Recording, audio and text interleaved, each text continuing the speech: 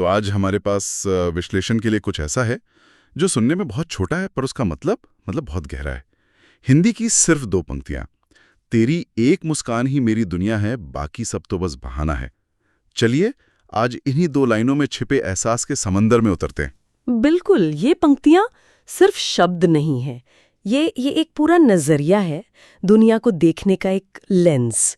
और हमारा मकसद आज यही समझना है कि कैसे इतनी सादी सी बात प्यार के सबसे गहरे रूप को सामने रख देती है। हाँ, और जो बात मुझे सबसे ज्यादा छूती है वो पहली लाइन है, तेरी एक मुस्कान ही मेरी दुनिया है।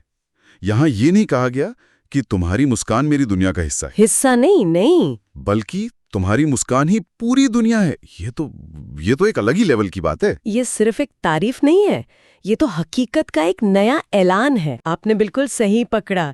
ये एक तरह का, वो कहते हैं ना, कॉग्निटिव रिफ्रेमिंग है, जहां एक इंसान अपनी पूरी हकीकत को, अपने पूरे वजूद को किसी दूसरे इंसान के इर्द गिर्द फिर से बना लेता है। अच्छा, यहाँ दुनिया का मतलब सिर्फ धरती या आसमान नहीं है। दुनिया का मतलब है मेरी सच्चाई, मेरा मकसद, मेरा सुख, मेरा दुख, सब कुछ। और कहने वाला ये दावा कर रहा है कि ये सब कुछ सिर्फ एक मुस्कान में सिमट गया है। कमाल है। और फिर जब आप इस सोच में डूब ही रहे होते हैं, तब आती है दूसरी लाइन जो इस एहसास को और भी पक्का कर देती है, बाकी सब तो बस बहाना है। हाँ, ये लाइन तो पहली वाली से भी ज्यादा बोल्ड है। ये दुनिया की बाकी हर चीज को, करियर, दोस्त, जिम्मेदारियां, सबको एक झटके में खारिज कर देती है। बिल्कुल। और बहाना शब्द का इस्तेमाल ये बहुत दिलचस्प है। हाँ, बताइए। बहाने का मतलब होता है कोई झूठा कारण, कोई दिखावा जो असली मकसद को छिपाने के लिए इस्तेमाल हो। तो इन लाइनों का मतलब ये हुआ कि मैं जो भी कर रहा हूं, नौकरी पे जा रहा हूं, लोगों से मिल रहा हूं, जिंदगी जी रहा हूं, वो सब असली काम नहीं है। वो सिर्फ एक औपचारिकता है। बिल्कुल, वो सब तो बस औपचारिकताएं हैं ताकि मैं असली मकसद तक पहुंच सकूं। और वो मकसद है वो एक मुस्कान। ये एक जबरदस्त विरोधाभास है। एक तरफ परम सत्य यानी वो मुस्कान, और दूसरी तरफ एक बड़ा सा भ्रम यानी बाकी की दुनिया। तो मतलब ये हुआ कि इन 2 लाइनों ने एक नया ब्रह्मांड ही बना दिया, जिसका केंद्र, जिसकी धुरी बस किसी की मुस्कान है। लेकिन यहां एक सवाल उठता है, क्या ये नजरिया थोड़ा, कह सकते हैं, गैर जिम्मेदाराना या हद से ज्यादा रोमानी नहीं है?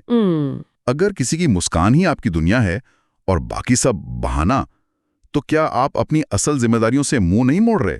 ये बहुत जरूरी सवाल है, और इसका जवाब मेरे ख्याल से हमें हमारी संस्कृति में मिलता है। अच्छा? दक्षिणी एशियाई साहित्य और शायरी में आपको ये भक्तिपूर्ण प्रेम का भाव बार बार मिलेगा, जहां प्रेम को लगभग एक आध्यात्मिक या रूहानी दर्जा दिया जाता है। हाँ, सही है। जैसे एक भक्त के लिए उसका भगवान ही सब कुछ होता है, वैसे ही यहाँ प्रेमी के लिए उसका प्रिय ही पूरी कायनात है। ये असल जिम्मेदारियों से भागना नहीं, बल्कि अपनी जिंदगी का सबसे बड़ा मकसद तय करना है। ये उस एहसास को पकड़ता है जहां किसी एक इंसान में आपको जीने का पूरा मतलब मिल जाता है। अच्छा, तो ये एक तरह का समर्पण है। शायद इसीलिए ये पंक्तियां आज भी फिल्मों, गानों और हमारी आपसी बातों में इतनी जिंदा हैं। बिल्कुल। ये हमें एक ऐसी दुनिया की झलक देती हैं जहां भावनाएं तर्क से कहीं ज्यादा बड़ी और सच्ची होती हैं, है ना? संक्षेप में कहें तो ये पंक्तियां हमें दिखाती हैं कि कैसे गहरा प्यार आपकी हकीकत को फिर से लिख सकता है। बिल्कुल।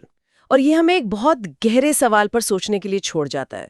क्या हम सबकी जिंदगी में कोई ऐसी मुस्कान है जो बाकी हर चीज को बहाना बना देने की ताकत रखती हो?